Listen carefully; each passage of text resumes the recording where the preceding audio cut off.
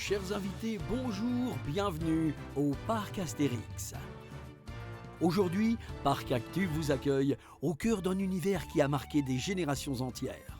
Ici, humour gaulois, sensations audacieuses et immersion thématique se conjuguent pour faire du Parc Astérix l'une des destinations de loisirs incontournables en Europe.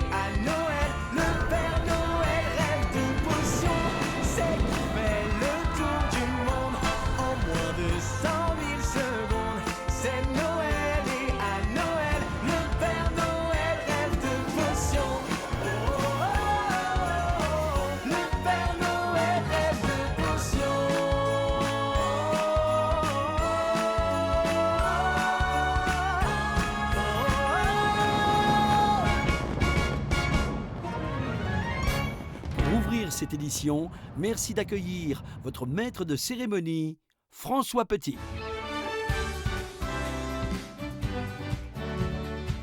Bonjour. Bonjour à toutes et à tous. Waouh, j'ai des frissons. Les amis, bonjour à toutes et à tous. Est-ce que vous allez bien? Waouh, waouh, quelle énergie. Je suis ravi d'être avec vous aujourd'hui. Je me présente, je m'appelle François. Et je vais vous accompagner tout au long de cette très belle journée que nous allons passer ensemble ici au Parc Astérix. Bienvenue pour cette 3e édition du Parc Fan Event.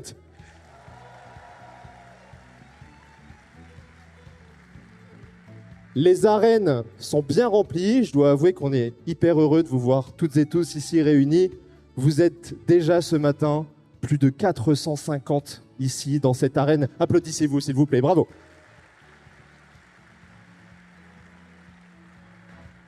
Globalement, les billets, vous l'avez vu, sont partis en une poignée de minutes, mieux qu'un concert de Beyoncé. Voilà. Alors, vous y perdez un peu au change. Désolé, il n'y aura pas de Beyoncé aujourd'hui, mais je suis sûr que vous allez passer une très belle journée en notre compagnie. Je tiens évidemment à remercier chaleureusement le Parc Astérix qui nous accueille aujourd'hui dans des conditions exceptionnelles.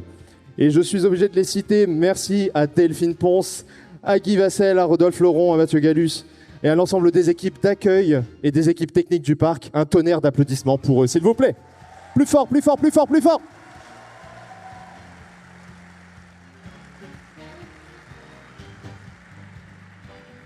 Tout au long de cette journée, vous aurez le droit de prendre des photos, des vidéos sans aucun problème, tant que ça reste des petites séquences.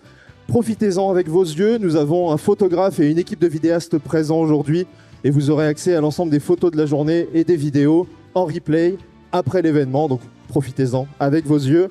Sans plus tarder, mesdames, messieurs, je vous demande d'accueillir celle qui va ouvrir cet événement. Elle nous fait l'honneur de sa présence aujourd'hui. Un tonnerre d'applaudissements pour la directrice générale du Parc Astérix, Madame Delphine Ponce.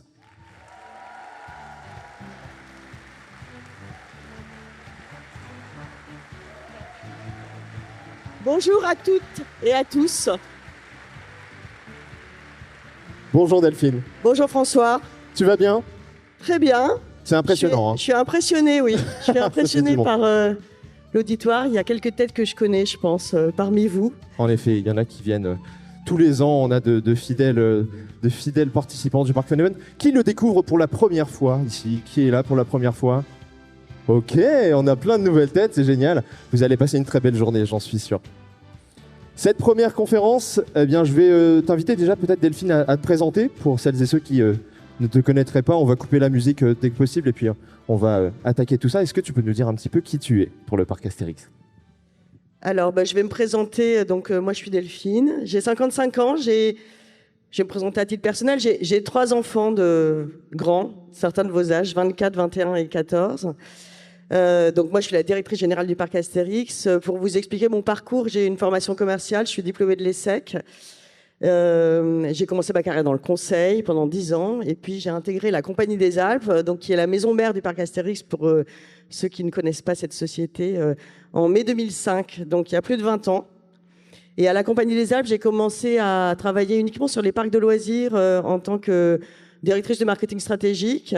Puis, au bout de 3 ans et demi, j'ai élargi mon périmètre et je suis devenue directrice marketing et vente groupe. Donc, j'ai beaucoup travaillé également dans les stations de montagne, dans les domaines skiables.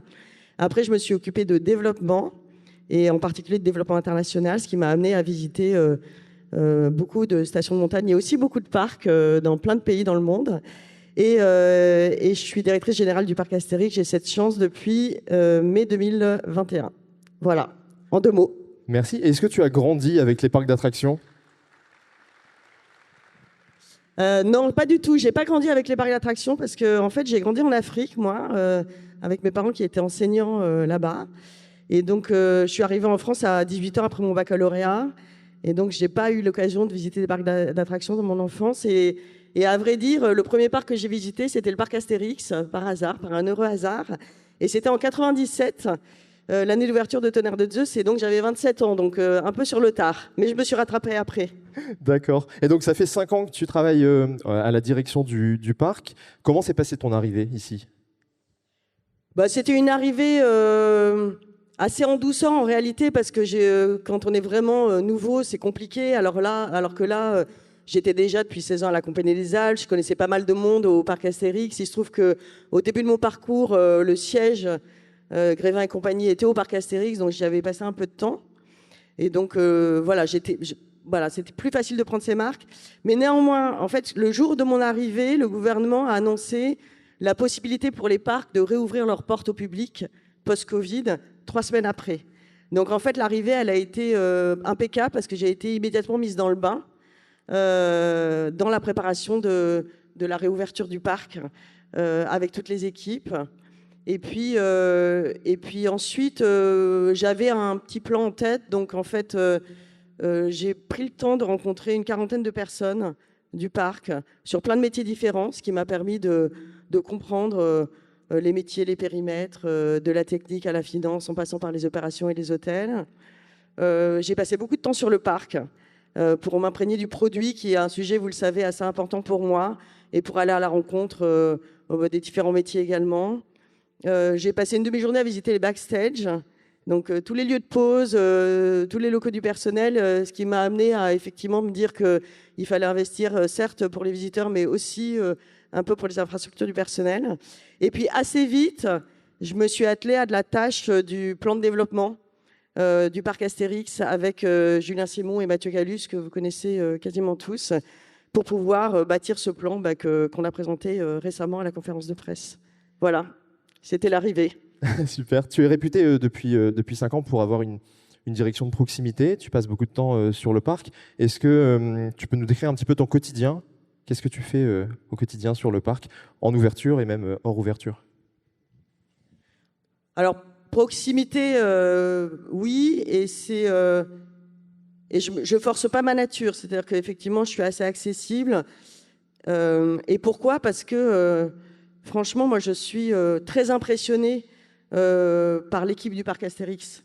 Je trouve qu'au parc Astérix, et c'est pas moi qui ai constitué cette équipe, donc je le dis avec beaucoup de recul, il n'y a que des personnes passionnées, engagées, hyper professionnelles, hyper créatives, qui cherchent toujours à améliorer les choses. Donc en fait, j'ai la conviction qu'on est plus intelligent à plusieurs que tout seul. Et donc moi, je préfère vraiment partager les décisions avec les personnes concernées. Voilà, donc en fait, c'est une direction assez collégiale, assez collective, même si à la fin, s'il y a débat, c'est toujours le patron ou la patronne, en l'occurrence, qui tranche.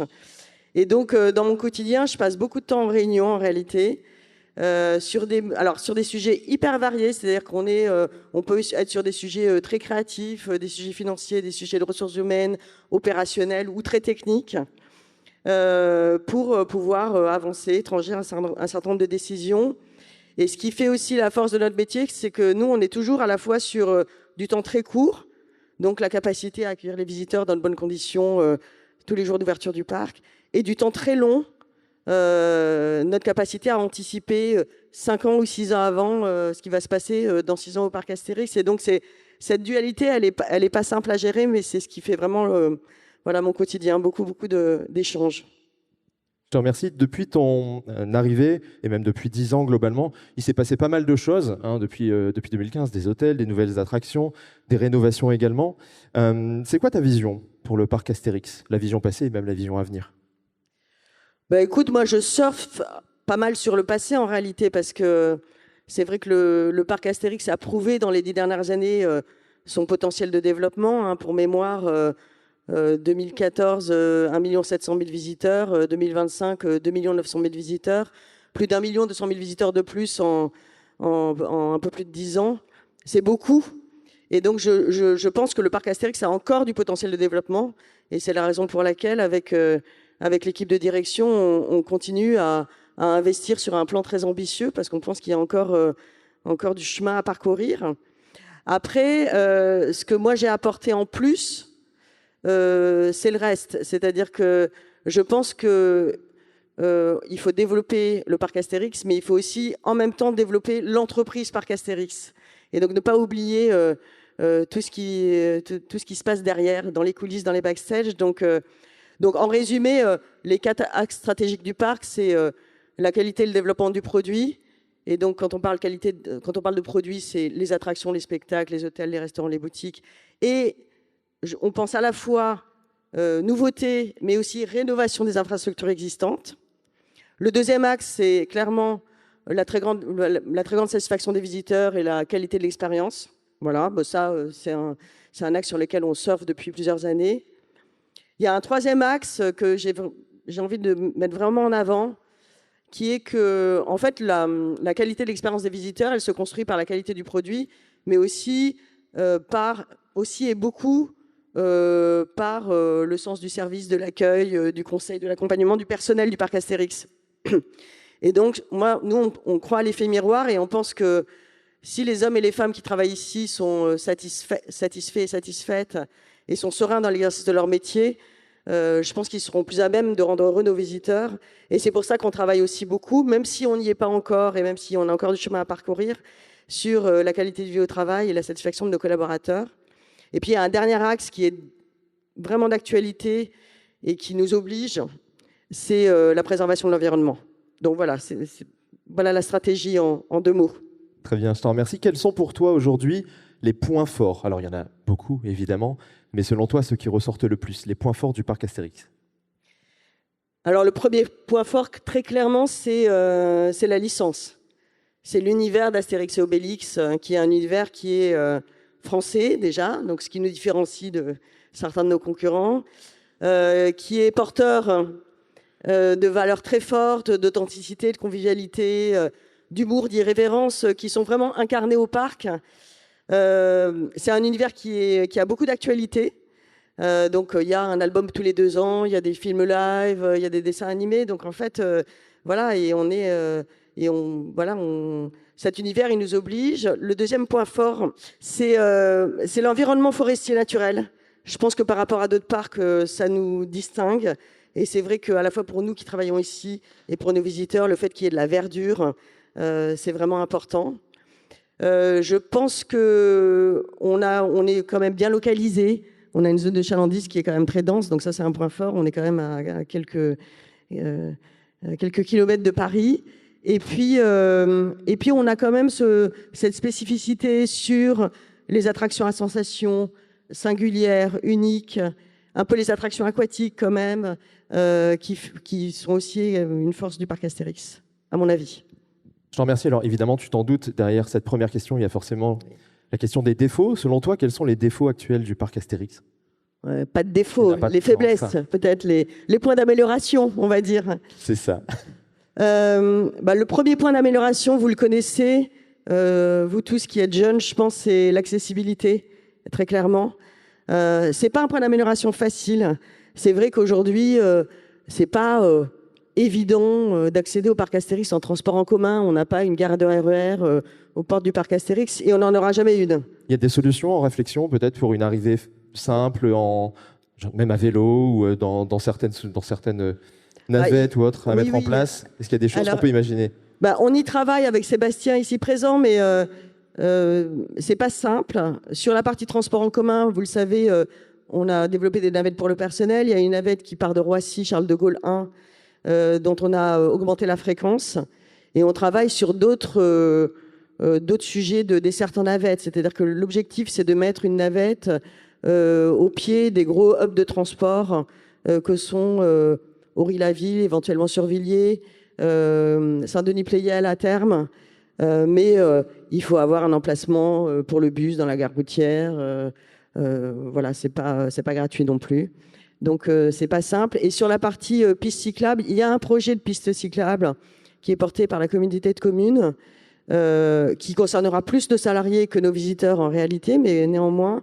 Et lorsque ce projet sera mis en œuvre, effectivement, l'objectif, c'est de pouvoir prolonger cette piste cyclable jusqu'au parc Astérix et de pouvoir créer un parking à vélo propre, fermé, de façon à pouvoir permettre à des salariés de venir à bicyclette. D'accord, très bien. Je te propose de revenir sur le plan que tu as annoncé en octobre, le grand plan de transformation du parc Astérix, et de revenir sur les chantiers. Quand vous allez vous balader dans le parc, vous le verrez, il y a une grande transformation qui est en train d'être opérée. Qui dit transformation dit chantier, évidemment. Et donc, est-ce qu'on peut parler un petit peu des différents chantiers que les participants aujourd'hui vont découvrir au fil de leur visite ? Alors, là, vous voyez ce qu'on appelle la fin de l'extension de la zone Égypte. C'est-à-dire qu'en 2025, vous l'avez constaté, on a déposé la guinguette et donc on a commencé à réaménager ce qui était les rues de Paris 20e en thématique égyptienne, avec, vous le savez, côté Osiris, c'est vraiment l'Égypte des temples, et de ce côté-là, c'est une petite ville au bord du Nil avec ses commerces, ses restaurants, son souk. Et donc en 2025, on a créé les faces du Nil, la rue couverte et le souk avec, vous l'avez vu, beaucoup d'attention portée à la thématisation, au décor. Sur 2026, donc là, on n'est pas encore en chantier sur cette zone-là, mais à partir de janvier, on va terminer, ne passe pas tout de suite, on va terminer cette mise en Égypte de cette zone avec la rethématisation des chaises volantes qui vont devenir l'envol d'Ibis, la rethématisation de l'oxygénarium qui va devenir la descente du Nil, et la rethématisation du restaurant qui s'appelle Le Cirque qui va devenir les comptoirs d'épis de maïs. Et donc, ces travaux-là, ils vont commencer le 5 janvier, après les vacances de Noël, et ce sera propre en avril, sauf le cirque, enfin les comptoirs d'épis de maïs qui réouvriront en juin. D'accord, je te remercie. Pardon, je suis allé un petit peu vite, mais en effet, ils pourront voir ce chantier-là qui, lui, alors, est déjà là, en vous cours. allez voir, ça, c'est le chantier le plus visible sur le parc.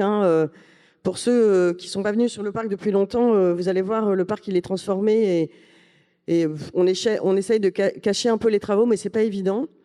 Donc ce chantier-là, il a démarré en septembre. C'est le chantier qu'on appelle de la presqu'île grecque, qui consiste à aménager cet espace qui abritait jusqu'à présent les jeux d'eau douce et une aire de pique-nique. Donc les jeux d'eau douce, on va les transférer sur la presqu'île Viking, sachez-le. Donc ils vont continuer d'exister, on va peut-être changer le nom. Et sur cette zone, on est sur une thématique grecque, plutôt inspirée de l'île de Rhodes, donc avec beaucoup plus de couleurs. Et sur cette zone, on construit un grand restaurant service à table typé méditerranéen, avec 350 places intérieures et 110 places extérieures, très thématisé, très immersif. Direction de création Fabien Ménuel, que certains connaissent. Deux attractions familiales, un Gogo Bones de Zamperla, et deux petites tours de chute Zierer, une aire de jeu, et puis quelques kiosques. Voilà. Et donc ça a démarré, et ce sera accessible au public, ouverture avril 2027. Très bien. Un autre grand chantier qui est en cours et qui est également visible, évidemment, c'est celui de H4, le 4e hôtel. Est-ce que tu peux nous en parler un peu ? Ouais. Donc là aussi, vous allez voir, le bâtiment, il est quasiment terminé. Le gros œuvre va s'achever en décembre et ensuite on va commencer le second œuvre. Donc là, on est sur le 4e hôtel du parc Astérix qui va s'appeler l'Odyssée Hôtel. C'est un hôtel de 300 chambres avec un grand centre de séminaire. Sur cet hôtel, on avait à cœur de créer un hôtel très immersif, très thématisé, très ancré dans l'univers d'Astérix et Obélix, de sortir un peu de la thématique bois, qui est la thématique commune de nos 3 hôtels existants, et d'être sur un univers un peu plus minéral. On était très vigilants sur le fait de ne pas construire un hôtel trop massif, trop vertical, trop immeuble. Et donc, c'est la raison pour laquelle cette thématique du caravansérail nous a semblé intéressante avec les cours intérieures. Et donc, on est effectivement sur un caravansérail avec une architecture assez variée, des hauteurs différentes, des niveaux différents. Vous rentrez par un rez-de-chaussée, vous ressortez par un rez-de-jardin, des cours intérieurs. Et surtout, pour éviter la monotonie, 5 quartiers dans cet hôtel l'Odyssée. Un quartier oasis au centre, un quartier phénicien, épine maïs, un quartier perse, un quartier égyptien, avec évidemment numéro bis, et un quartier mésopotamien. Donc dans chaque quartier, vous avez une végétation différente, une colorimétrie différente, des matériaux un peu différents. Voilà, il va être superbe. Direction de création Thierry Rétif, comme sur les quais de Lutèce. Et ouverture début 2027. Un autre projet qui fait beaucoup de bruit, qui plaît énormément aux passionnés et qui plaira, j'en suis sûr, aux visiteurs, c'est le projet de Londinium. Est-ce qu'en quelques mots, parce qu'il est très complet, est-ce que tu peux nous le pitcher en quelques instants ? Oui, tout à fait. Je vais d'abord vous parler des rues de Paris, parce que je sais que dans cette salle, il y a probablement des nostalgiques des rues de Paris. Donc les rues de Paris, vous le savez, c'est une zone qui existe depuis la création du parc Astérix, qui est une zone qui n'a pas de lien avec la thématique Astérix et Obélix, qui était une déambulation dans les rues de Paris du Moyen-Âge au XXe siècle, avec des décors vraiment magnifiques, mais c'est une zone qui est très bâtie. C'était, maintenant on peut dire, une zone qui était très bâtie, dans laquelle il était un peu compliqué d'intégrer une nouveauté, et dans laquelle il était impossible d'intégrer une nouveauté sur la thématique d'Astérix et Obélix, parce que c'était complètement déconnecté. Et donc, on a pris la décision, effectivement, parce qu'on avait besoin de développer le parc, de déconstruire les rues de Paris. Et cette déconstruction, elle a commencé depuis le 12 novembre, donc très récemment. On a des images de cette déconstruction. Est-ce qu'on peut s'attendre à une brocante XXL l'année prochaine avec tout ce qui est déconstruit ? Pour la brocante ? Oui, la brocante, c'est ça. Alors, il y aura pas mal de choses à la brocante, effectivement, donc venez. Mais ce dont on est fier, c'est que, en fait, on a vraiment passé beaucoup de temps à éviter de faire venir un gros bulldozer et de tout détruire, et à essayer de recycler les décors et les attractions des rues de Paris. Donc, typiquement, National 7, le Carrousel du Roi et le Petit Carrousel sont partis chez Festiland, mais aussi il y a beaucoup de décors et d'objets un peu singuliers des rues de Paris qui ont été repris et qui ont été donnés par le parc Astérix, on ne les a pas vendus, par le musée de l'imprimerie pour l'imprimerie Gutenberg, magnifique, le musée des Arts Forains, la commune de Janvry, la commune de Plailly. Donc on a réussi à sauver beaucoup de souvenirs des rues de Paris. Et il nous en reste pas mal pour la brocante, en effet. Je pense qu'il va y avoir des pèlerinages de fans qui vont aller voir où sont arrivés ces différents décors.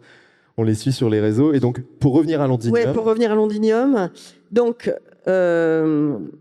déconstruction des rues de Paris et remplacement par une zone sur la thématique de Londinium. Donc, Londinium, vous l'avez compris, c'est Londres en 50 avant Jésus-Christ.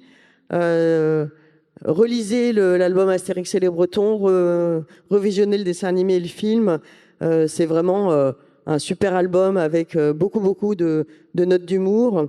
Nous, ça nous a inspiré Londinium parce qu'on s'est dit non seulement il y a Astérix et les Bretons, mais en plus, sur l'Angleterre et sur Londres notamment, il y a des codes très reconnaissables. Voilà, les bus à étages, les cabines téléphoniques, la Tour de Londres, Big Ben. Il y a des références qu'on a tous en tête autour de James Bond, Harry Potter, les Spice Girls. Il y a l'humour anglais, il y a le thé, la jelly, etc. Enfin, on s'est dit, il y a un boulevard pour s'amuser sur cette thématique. Et donc, on est convaincu que c'est une bonne thématique. Et donc, dans Londinium, vous le savez, maintenant je peux le dire, qui sera une zone majoritairement indoor, donc couverte, chauffée, protégée de la pluie, protégée du vent, avec quand même une place centrale découverte, parce que sinon c'est un peu oppressant. Il y aura un restaurant qui sera un pub, 2 boutiques, quelques kiosques, des jeux payants, une aire de jeu verticale, une attraction interactive Alterface, à base de shooting, hein, enfin vous connaissez, très immersif, très thématisé, et une montagne russe immersive majeure de chez Intamin, ce qu'on appelle un story coaster.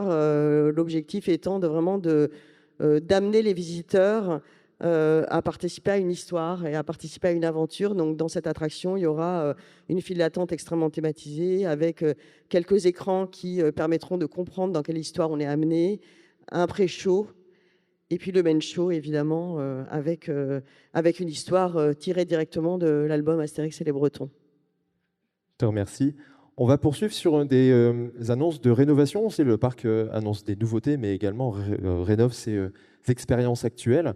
On sait que ces trois attractions vont vivre une rénovation. Est-ce que tu as un horizon peut-être à nous donner sur ces plans-là de transformation ?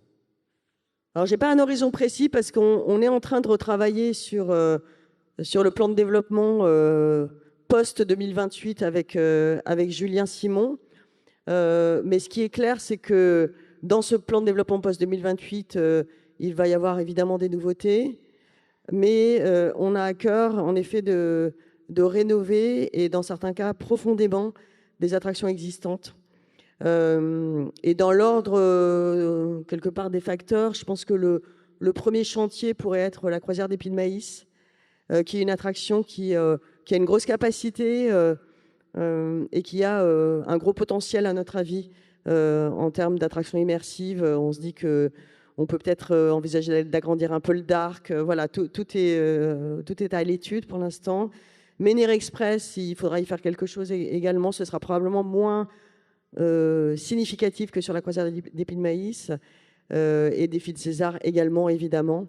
Mais il n'y a pas d'horizon de temps pour l'instant précis. Ce sera post-2028 en tout cas. D'accord, très bien. Quand on parle d'entretien, on parle également, quand on parle de rénovation, on parle aussi d'entretien. Entretenir un parc aussi gigantesque, c'est un grand chantier du quotidien. Comment ça se passe on a reçu des questions puisqu'on les a posées sur les réseaux pour savoir un petit peu quelles questions les participants avaient envie de te poser. C'est le sujet de nettoyer un roller coaster en entier, un Pégase Express, ou d'aller repeindre un Osiris. C'est pas quelque chose qui se fait d'un coup de baguette magique, on l'imagine. Comment ça s'intègre à l'intérieur de cette rénovation ? Est-ce qu'il y a des plans d'entretien qui sont prévus à venir ? Oui, bah ça, c'est le rôle vraiment de toute l'équipe technique qui est conséquente au parc Astérix, qui est pilotée par Sébastien, ici présent, que je salue vraiment parce que voilà, l'équipe technique, c'est à la fois la technique maintenance attraction qui qui font en sorte que les attractions aient un maximum de disponibilité, qui font voilà, des vérifications quotidiennes, hebdomadaires, mensuelles, et il y a une grosse maintenance annuelle à l'occasion de laquelle on démonte tous les trains.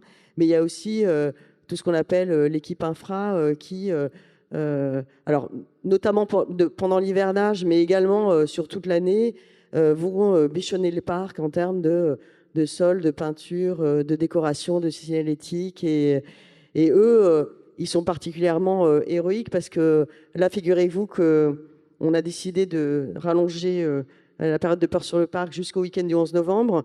Donc cette année, cette équipe-là, ils ont eu 3 jours pour désinstaller Peur sur le Parc et pour installer Noël.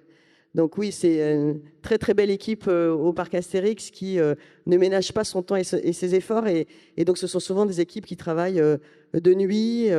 Et sur cette période de 3 jours, ils ont travaillé nuit et jour pour installer Noël et désinstaller Peur sur le Parc. C'est un gros travail au quotidien, j'imagine. Un sujet que les passionnés ont forcément en tête, qui n'a jusqu'ici pas encore été évoqué, c'est le sujet Tonnerre de Zeus. Tonnerre de Zeus, bon, il y a de la réaction, hein. On sent qu'il y a de l'attente sur ce sujet. On sait que c'est une attraction qui peut perdre au fil du temps en confort. Est-ce que Tonnerre de Zeus est un sujet aujourd'hui? Oui, oui, bien sûr, c'est un sujet, hein. Rassurez-vous. Effectivement, Tonnerre de Zeus, on a réalisé un retrack de Tonnerre de Zeus dont vous avez vu le résultat en 2022. À l'occasion de ce retrack, il y a eu des choses qui ont été faites pour améliorer l'expérience. Donc, le parcours a été un peu changé. On a créé ce virage à 90 degrés, ce tunnel, ces sièges en sens inverse dont on est revenu depuis. Mais en réalité, à l'usage, on s'est rendu compte et on a été très très attentif sur le sujet avec Sébastien que effectivement il y a un inconfort qui est revenu assez rapidement sur Tonnerre de Zeus et c'est pas possible d'en rester là. Donc ça a été une grosse contrariété pour nous parce que l'idée c'était pas d'y revenir 4 ans après, mais néanmoins on s'est dit on peut pas laisser cette attraction qui est iconique et qui moi était mon attraction préférée avant Toutatis au parc Astérix. Donc je peux vous le dire que ça fait 3 ans qu'avec Sébastien, je pense qu'on a dû faire Tonnerre de Zeus 100 fois ou 200 fois, je sais pas, mais en fait on y va tout le temps. On a testé beaucoup de choses sur les trains, sur la structure en bois pour essayer d'améliorer le confort. Et finalement, on va y aller, on va retraquer Tonnerre de Zeus. Voilà.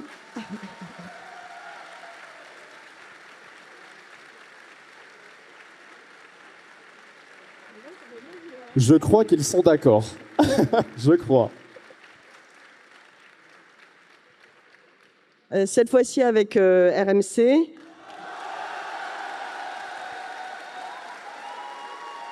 Je crois qu'ils sont très contents. Très contents. C'est un bon choix, visiblement. Et donc, comme on ne veut pas fermer Tonnerre de Zeus, donc on va commencer dès cet hiver, là, à partir de janvier, sur une première portion qui va intégrer la première descente jusqu'au virage à 90 et une deuxième partie de portion qui est la partie basse de Tonnerre de Zeus jusqu'au point photo. Et puis on va continuer sur l'hiver 2027 sur une autre portion, ce qui va... Sur ces 2 années, on couvrira, et on va commencer comme ça, à peu près 60% du parcours de Tonnerre de Zeus. Voilà. Donc le parcours restera inchangé, mais va être transformé en grande partie. On est heureux de leur faire plaisir, hein. Un sujet qui n'a pas forcément été évoqué dans le plan d'évolution, mais qui a déjà été un grand sujet dans les années passées, c'est le sujet des spectacles. Le parc Astérix en a beaucoup, il y a eu de nombreuses nouveautés qui plaisent, avec notamment C'est du délire qui a ouvert il y a quelques années. C'est quoi un petit peu la vision pour cette évolution aussi du parc? Est-ce qu'il y a des nouveautés à venir? Sur les spectacles, on a fait beaucoup de choses depuis 2022 hein, quand même, puisque, souvenez-vous, on a créé les plongeons de l'Olympe dans le théâtre de Poséidon, la comédie musicale, on a remis à l'affiche la Joconde. créé pas mal d'animations de rue, hein, les offrandes de Cléopâtre, les pirates en galère. Donc, sur les spectacles de la saison, on va probablement s'arrêter là pour l'instant. Il y a des projets sur des petites modifications, enfin même des modifications sur le spectacle Gaulois-Romain le match, qui existe depuis très longtemps, qui est très apprécié, mais sur lequel on se dit qu'on réfléchit à des améliorations et des changements de scène. Il y a la question du spectacle du soir, qui reste présente dans nos esprits, je vais le dire comme ça. Et puis l'équipe spectacle, elle est également très occupée sur tout le produit Peur sur le parc, hein, parce que vous l'avez constaté, on a créé des maisons hantées, des scare zones, des nouveaux spectacles, et on va continuer à densifier le produit Peur sur le parc, notamment en raison de la disparition des rues de Paris. Très bien. On va revenir un instant sur Londinium, et plus précisément sur le roller coaster. Il y a assez peu d'éléments qui sont sortis, même si les visuels donnent déjà très envie. Comment la réflexion est faite sur un roller coaster immersif, qui est une nouveauté au parc Astérix, avec l'intégration d'écran, qui est quand même un grand défi. Quelle est la réflexion qui est faite pour rendre hommage aux personnages que sont Astérix et Obélix et faire une attraction qui est à la hauteur? Non, mais c'est un vrai gros challenge, hein, je suis d'accord. C'est vrai que pour nous, le modèle, c'est Gringotts à Universal, hein, très clairement. Alors, on n'a pas le même budget, hein, voilà, comme me le diraient mes collègues. Et en fait, au départ, c'est vraiment... on réfléchit en parallèle à la machine et le parcours. Et ça, c'est Julien Simon qui s'en occupe avec Intamine. Et à l'histoire. Et donc, presque l'histoire précède le choix de la machine et du parcours. C'est vraiment dans un coaster immersif, c'est l'histoire qui prime. Et donc, c'est un travail d'équipe entre la personne qui s'occupe de l'histoire, du scénario, de toute la partie média, qui est François-Xavier Aubag, fixe, que vous allez rencontrer cet après-midi. Oui. Julien Simon, qui travaille avec Intamine sur le layout de l'attraction.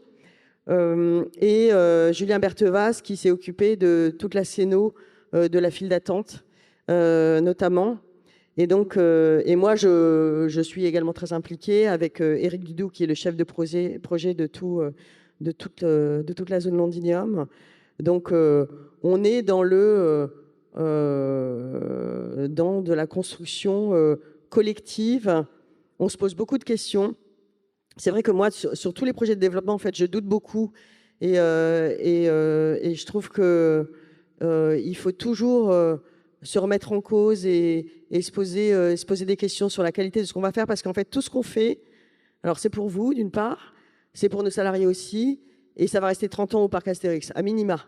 Et donc moi, en fait, mon point de vigilance énorme, c'est je veux pas qu'on se plante, quoi. Je veux vraiment qu'on fasse des choses très qualitatives, très singulières, qui soient à la hauteur de ce qu'on a déjà livré au parc Astérix, à commencer par la zone Toutatis. Donc c'est jamais terminé. Voilà, c'est jamais terminé. On essaye toujours d'améliorer l'histoire, la file d'attente, le pré-show, le main show.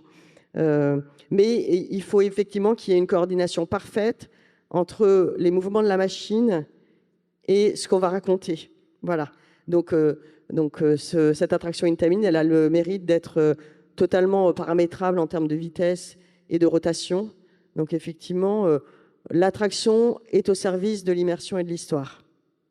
Pour parler de l'histoire, justement, tu me disais qu'il était une bonne idée d'acheter la bande dessinée et d'aller voir un petit peu à l'intérieur ce qui s'est passé pour comprendre l'histoire. Si on prend juste la couverture, on va voir un petit peu dans les visuels qui sont sortis. Si on regarde la couverture, on a Astérix Obélix qui court avec ce tonneau de potions magiques, puisque tout s'oriente autour de cet acheminement de ce tonneau chez nos amis bretons. Et puis, ils vont passer par plein d'épreuves dans cette épopée. On a notamment un passage sur un terrain de rugby. Si on regarde juste deux de nos visuels, on peut voir sur un des écrans une image similaire à celle de la bande dessinée, hein, qui est cette petite course de nos deux amis gaulois. Et puis, on a également les deux équipes qu'on peut retrouver sur le visuel de l'extérieur avec un match qui s'annonce. Globalement, est-ce qu'on peut s'attendre dans ce roller coaster à vivre cette mission autour de cette potion magique à acheminer? Je ne dirai rien. Ok, il faudra acheter le livre. Il va y avoir un sold-out sur les livres à la boutique. Il n'y aura plus une seule bande dessinée. Tu parlais tout à l'heure de Peur sur le parc, au sujet des spectacles. En effet, toute la zone des rues de Paris était un gros point important pour Peur sur le parc. Qu'est-ce qui va être réfléchi à l'avenir pour pouvoir combler ce manque créé par la destruction des rues de Paris? On y réfléchit beaucoup parce qu'en effet, alors on y réfléchit depuis longtemps. C'est la raison pour laquelle on a créé le Tombeau des Dieux, on a créé les Enfers de Pompéi. Et vous le voyez, en fait, l'objectif à Peur sur le Parc, c'est de déconcentrer Peur sur le Parc qui se déroulait que dans les rues de Paris. Et c'était vraiment trop dense. Donc aujourd'hui, on crée des maisons hantées dans d'autres zones avec pour ambition le fait de raconter une histoire dans cette maison hantée qui soit cohérente quand même avec la thématique de la zone. Donc on est dans le tombeau des dieux égyptiens dans la zone Égypte et à Pompéi dans la zone Rome, tout ça est cohérent, tout en restant très scare, thrill, voire gore, le cas échéant. Donc là, on perd la déambulation dans les rues de Paris, on perd Métamorphosis, on perd la colère d'Anubis et on perd Mission perdue. La maison hantée catacombe, elle va être déplacée derrière la Joconde, donc on ne la perd pas parce que c'est une maison hantée qui est quand même extraordinaire. Et donc, on a plein d'idées. C'est vrai qu'on a créé cette scare zone, le camp des lames d'acier cette année, qui ne fonctionnait qu'en nocturne. Et donc, évidemment que l'objectif, c'est d'en faire quelque chose en journée l'année prochaine. Et après, je ne vais pas tout vous révéler, mais on a vraiment bien l'intention de compenser toutes ces pertes-là par d'autres expériences Peur sur le Parc, assez différentes en réalité, mais qui, je pense, vous satisferont. J'espère en tout cas. Il y a quelques semaines, fait important, et ils ont été meurtris.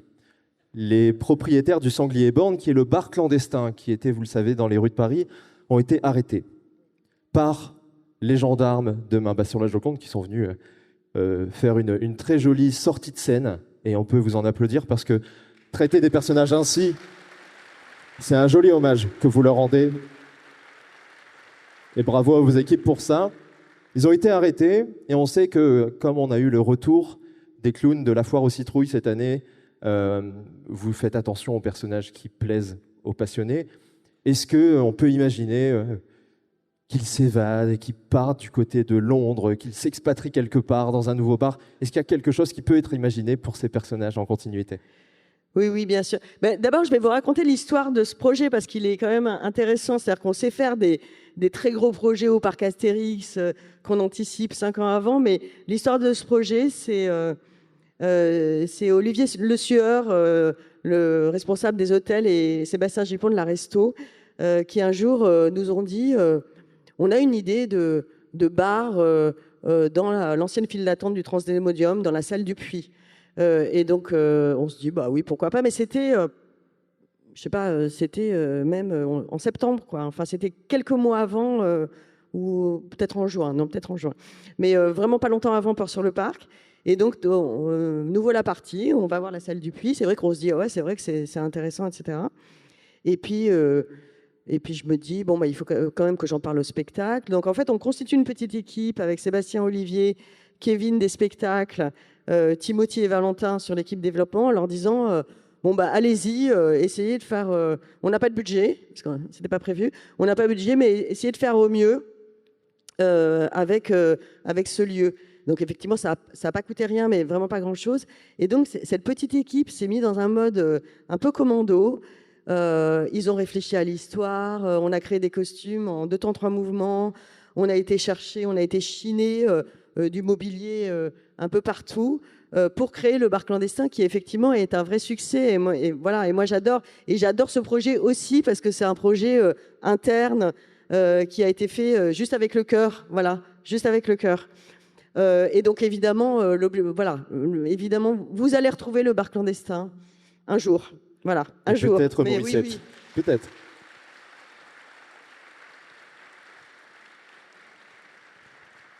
On a fait le tour de ce grand plan de transformation. Les expériences donc se renouvellent au fil des années. Est-ce que tu as un peu un horizon au bout duquel on pourra se dire bon là on a bien transformé le parc, la transformation est globalement terminée? Non, moi, j'ai pas vraiment d'horizon, à vrai dire. C'est vrai que je pense que ce parc, il a encore beaucoup de potentiel. On est en train de travailler, comme je le disais, avec Julien sur la suite. Est-ce que dans la suite... Et dans la suite, voilà. Ce que je peux vous dire, c'est qu'on n'en est pas à notre dernier hôtel. Et que quand on continue à développer la capacité hôtelière, ça veut dire qu'il faut développer la capacité du parc.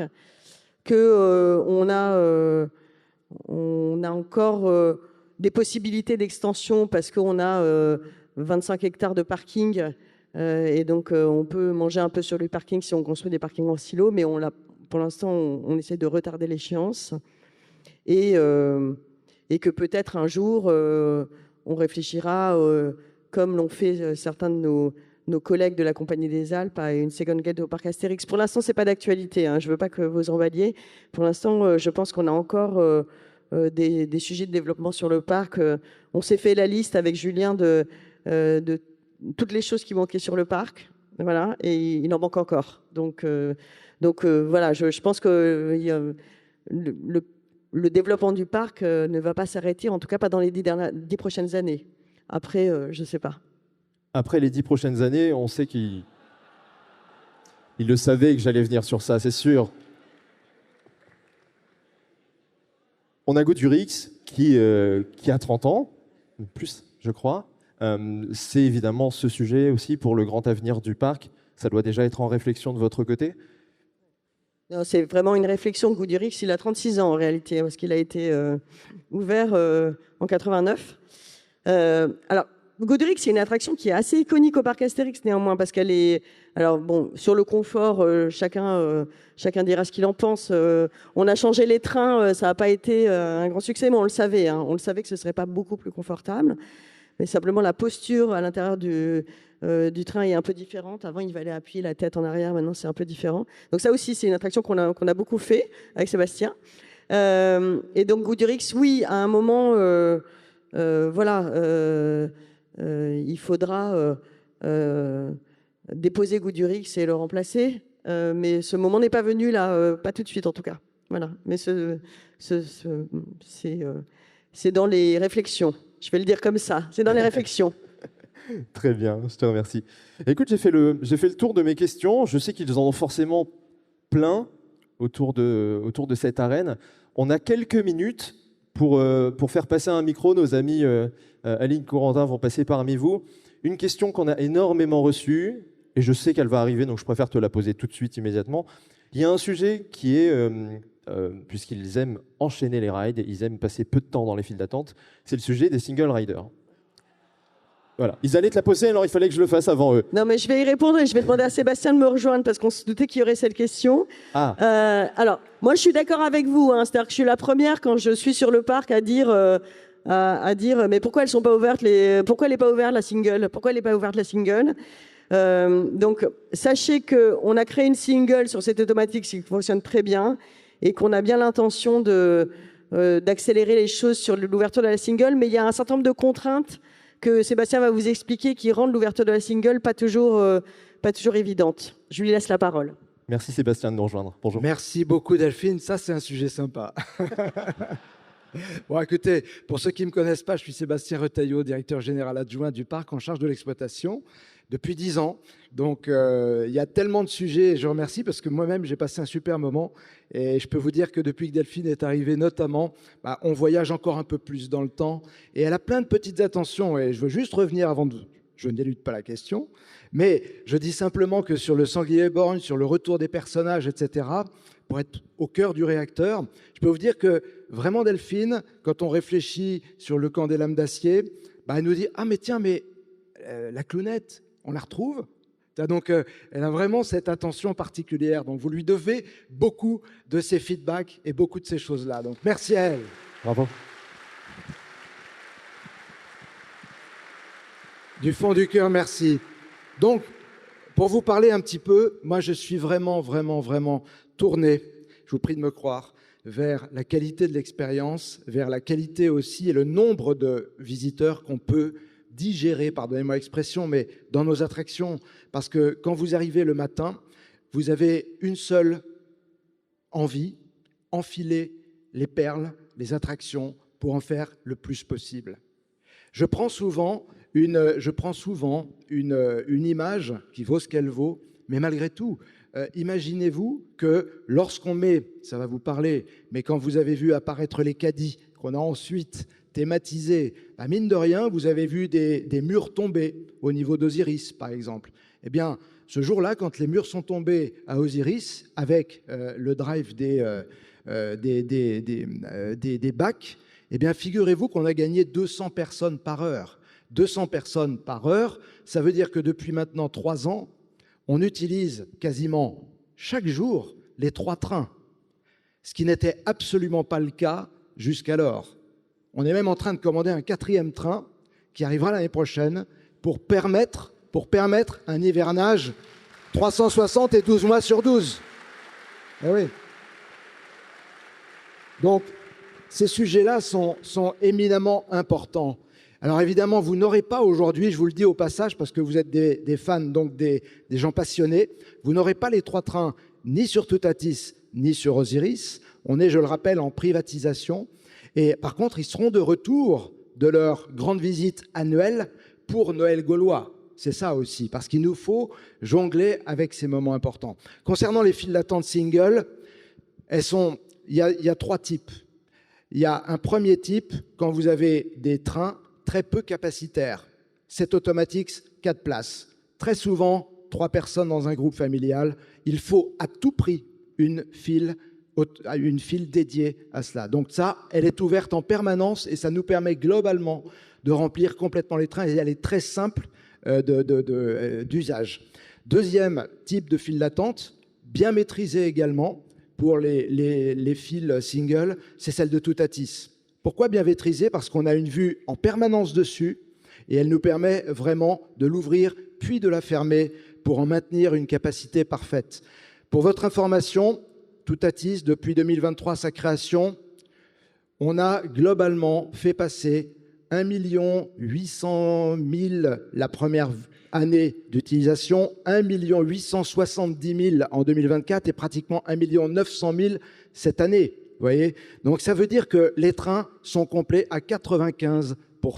Donc là, j'aborde un autre point qui est important, c'est celle de la bonne idée ou de l'idée qui peut se transformer assez rapidement en une fausse bonne idée, parce que parfois, quand les trains partent complets, et ça arrive quand même assez souvent au niveau de Toutatis, eh bien très concrètement, vous pouvez très rapidement attendre un peu plus longtemps. Donc ça, c'est attention à ce niveau-là. Et le dernier point, c'est celle d'Osiris, qui est la plus demandée, qui est aussi la plus compliquée, parce que très capacitaire. Et là, j'aborde un autre sujet, mais qui est un bon sujet pour nous, parce que c'est un sujet toujours à développer, c'est celui du mix de nos visiteurs, famille, environ 65%, et jeunes adultes, environ 40 à 45%. Et parfois, dans ces jeunes adultes, vous avez une utilisation qui n'est pas raisonnée, comme vous pouvez la connaître, cette utilisation raisonnée, c'est de dire, ben voilà, c'est une personne par une personne. Et assez régulièrement, malheureusement, il y a des abus à ce niveau-là. Et nos jeunes saisonniers, nos jeunes, avant qu'ils soient irréductibles, ont parfois un petit peu de mal sur ces questions-là. Donc ça, c'est compliqué. Mais je vous promets une chose, c'est qu'on y travaille. Parce que pour moi, c'est un sujet au même titre que Delphine. Et je ne vais pas m'engager à 100% parce que c'est toujours très compliqué. Je dis toujours pour l'heure ou à date. Mais à date, un engagement, c'est sûr, c'est qu'on va essayer d'ouvrir plus encore les files d'attente single. Merci pour cette transparence. Merci beaucoup.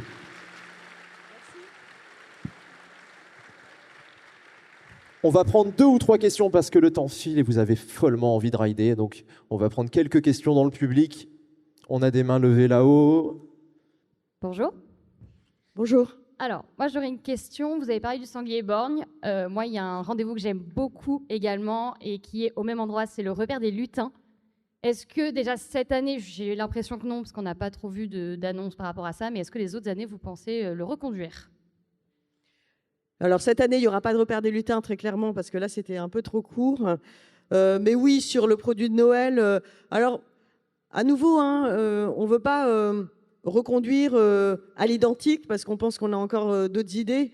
Mais en fait, évidemment que la proposition d'une expérience pour les familles avec enfants et pour les jeunes que vous êtes d'ailleurs, très immersive, très Noël gaulois, avec la présence du Père Noël quelque part, et puis des lutins farceurs, etc. C'est une expérience qu'on va reconduire.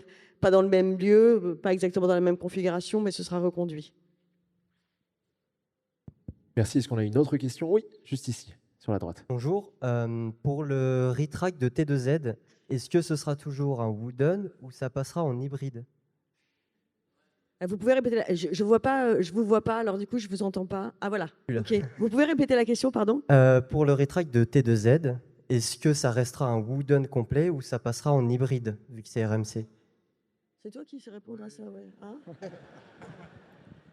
Alors écoutez, j'espère qu'on a la même définition de l'hybride, mais pour moi l'hybride c'est justement le mix entre le wooden et le rail en IPN. Donc oui, Delphine vous l'a dit, très concrètement, en 2027, après 2 hivers de travaux, nous aurons retraqué 60% de la piste. Ça veut dire que 60% du rail sera littéralement sera transformé en IPN. Donc on sera là en full hybride sur ces 60%-là. Après, on se donne la possibilité de voir plus loin. On a notre petite idée là-dessus parce qu'on imagine qu'on ne s'arrêtera pas en si bon chemin, mais sait-on jamais. Parce qu'il y a quelques attractions, et nos techniciens sont allés les voir, notamment aux États-Unis, qui mixent très bien une partie du parcours justement en hybride et le reste du parcours en bois. On a été très particulièrement attentifs au changement justement entre l'hybride et le bois, et ça se passe très bien. Donc je pense qu'on continuera comme ça. Super, merci. On va prendre une dernière question, le temps file. Est-ce qu'on a une question quelque part? Oui, ce sera par ici. Oui, bonjour. Bonjour Delphine, bonjour Sébastien. Bonjour. Je vous pose une question, donc c'est par rapport à l'accessibilité, vous en avez parlé tout à l'heure. Je pense que vous n'êtes pas sans savoir qu'actuellement, à l'heure où je vous parle, il y a une ligne de chemin de fer qui est en construction entre Amiens et l'aéroport Charles de Gaulle. Du coup, ça va créer une nouvelle connexion au niveau de Survilliers. Est-ce que vous comptez davantage maintenir ou ouvrir une connexion entre Survilliers-Fosse et le parc Astérix? Ouais, comme je le disais, on y pense. On est sur les hubs de transport sur lesquels on pense qu'il y a le plus de potentiel. Donc effectivement, pour les Parisiens, Saint-Denis-Pleyel, la conservation de la ligne depuis Charles de Gaulle. Et après, ça va se jouer entre Ory-la-Ville et Survilliers en réalité, parce qu'à Ory-la-Ville, c'est quand même très accessible par le TER. Et il y a un train qui part de Gare du Nord pour les Parisiens qui permet d'accéder à Ory-la-Ville en 23 minutes. 21 minutes. Donc, bon, voilà. Survilliers fait partie de nos réflexions, mais pour l'instant, on est plus sur Ory-la-Ville. Et moi, je n'étais pas au courant de cette histoire de train. Je ne sais pas. C'est le barreau TGV Picardie. Mais en réalité, le barreau TGV Picardie, effectivement, il s'arrêtera. Donc, globalement, j'ajoute rien à ce qu'a dit Delphine sur la partie Paris, parce que ça ne changera rien depuis Paris, globalement. En revanche, quand on viendra du Nord, quand on viendra de Belgique, quand on viendra des Pays-Bas, là, effectivement, ça sera intéressant. Et également, Fosse-Survilliers sera certainement une option, mais qu'on va jouer, Delphine l'a dit tout à l'heure, ça coûte cher, et on va regarder ça de très très près. Voilà, on mène des études assez précises là-dessus. On a encore le temps pour une ou deux questions, finalement, le temps que les attractions ouvrent. Juste ici. Oui, alors ma question, elle portait sur la partie Dark Ride de Épi de Maïs. Est-ce qu'elle pourrait être directement inspirée d'une série Netflix récente et donc faire un clin d'œil indirect à un parc de l'Est parisien?